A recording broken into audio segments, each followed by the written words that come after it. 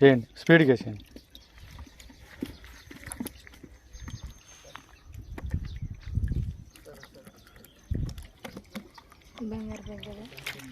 కాదు 4 అంగుళాలు ఉన్న గడిచాప వేసేయండి.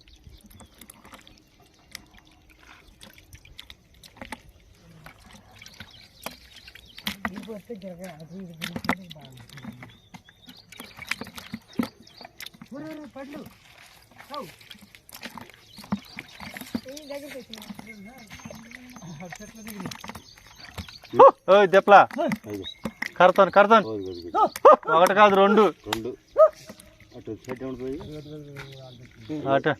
ఇటు వస్తే వల్ల పడతా, ఇటు వస్తే వేయచ్చవా?